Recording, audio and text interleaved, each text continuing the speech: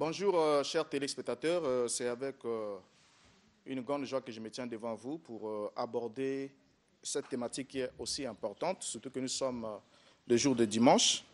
Effectivement, nombreux sont ceux qui partent ce matin, ceux qui sont partis ce matin dans leurs lieux de culte respectifs.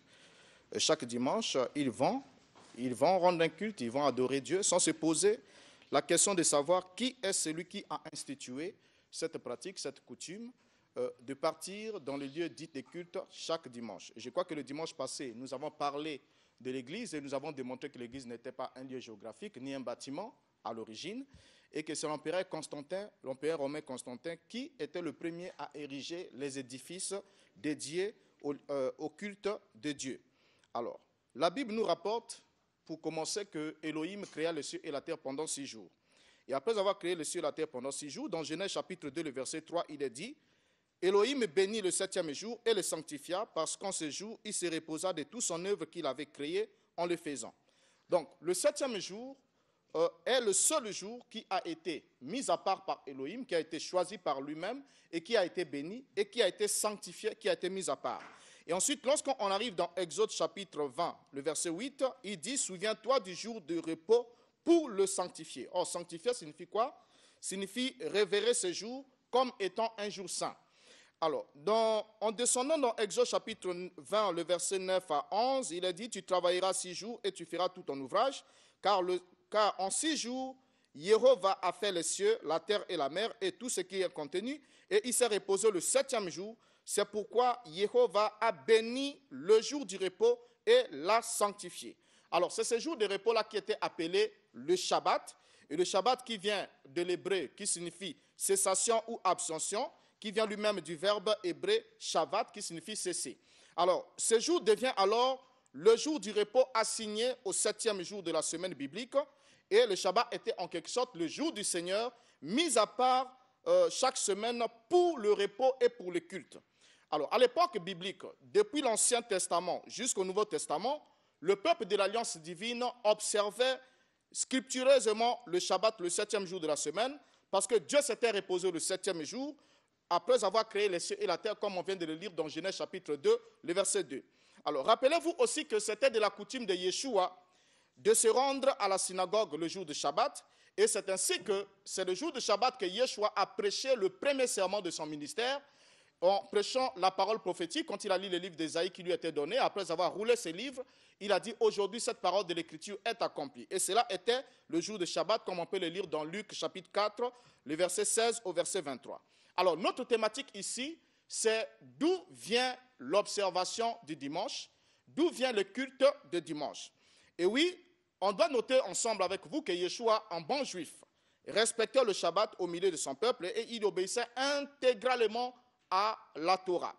Alors, le Mashiach précisa encore une chose pour certains qui disent: écoutez, le Shabbat, l'homme n'a pas été fait pour le Shabbat a été fait pour l'homme. Mais le Mashiach précise une chose qui est très importante, que le Shabbat a été créé pour les besoins de l'homme. Or, l'homme a des besoins fondamentaux.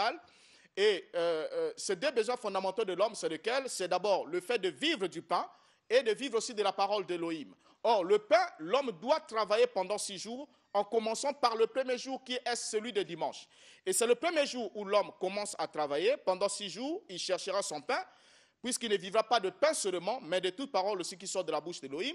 Et le 7e jour, c'est le jour du repos. C'est une journée où l'homme devrait se consacrer à écouter la parole du Seigneur. Donc pendant 6 jours, il devrait chercher son pain, mais le 7e jour, il écoutait la parole d'Elohim. Alors, dans le calendrier hébraïque, nous allons constater que seul le 7e jour a un nom. Donc les autres jours n'avaient pas de nom, n'étaient pas nommés. On disait premier jour de la semaine, deuxième, ainsi de suite. Mais seul le 7e jour porte un nom, c'est le jour de Shabbat. Or, nous avons aujourd'hui un calendrier. Et dans notre calendrier, j'aimerais vous le rappeler pour ceux qui ne le savent pas, c'est que nous avons 7 jours de la semaine qui sont hérités des termes latins.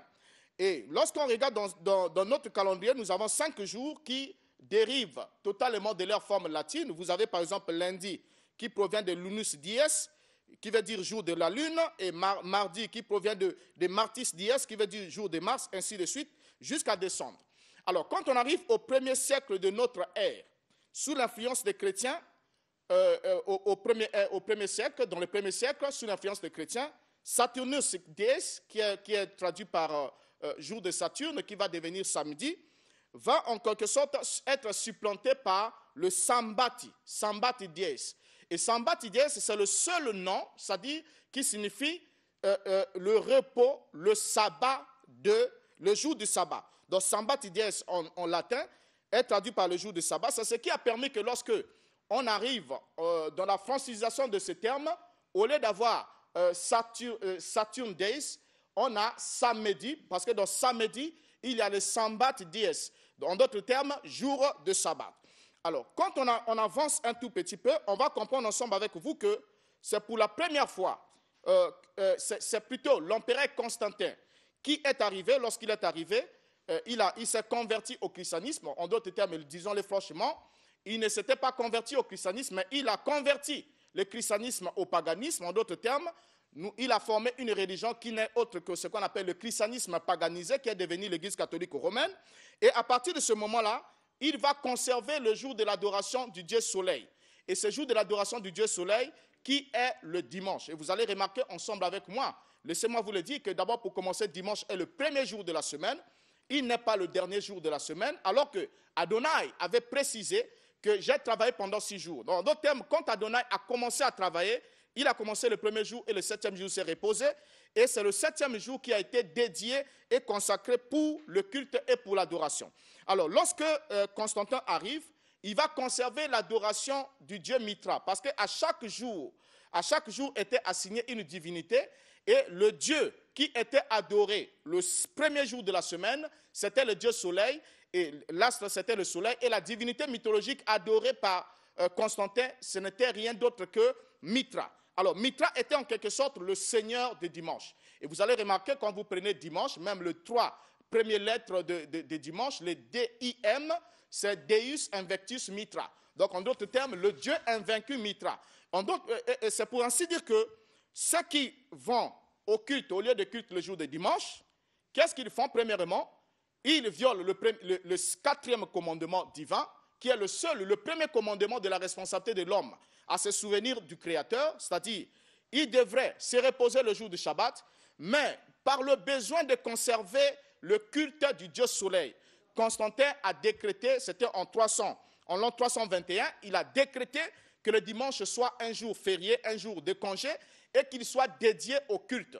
Et le culte de son Seigneur. Or, le Seigneur du dimanche, selon celui qui a conçu ce jour, n'était pas Yeshua, n'était pas Yahvé, n'était pas Jéhovah ni Elohim, mais ce n'était rien d'autre que Mitra, une divinité solaire.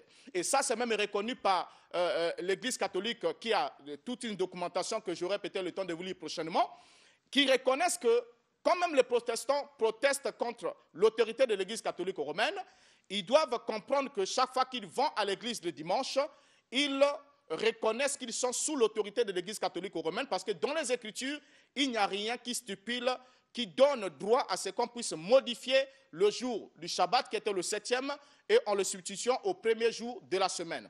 Alors, partant de là, certains prennent certains exemples en disant, si nous allons à l'église chaque dimanche, parce que le Christ est ressuscité le dimanche, ce qui est faux, parce que les femmes sont allées dimanche matin et ils se sont rendus compte que le tombeau était vide. Et elles sont allées dimanche pour se rendre compte que le Mashiach n'était plus donc le mort, et le Mashiach était réellement ressuscité le 3e jour, comme il avait dit. Et les jours juifs, vous le savez très bien avec moi, commencent au coucher du soleil, d'un coucher du soleil à un autre. Donc, ça n'avait rien à voir avec dimanche matin.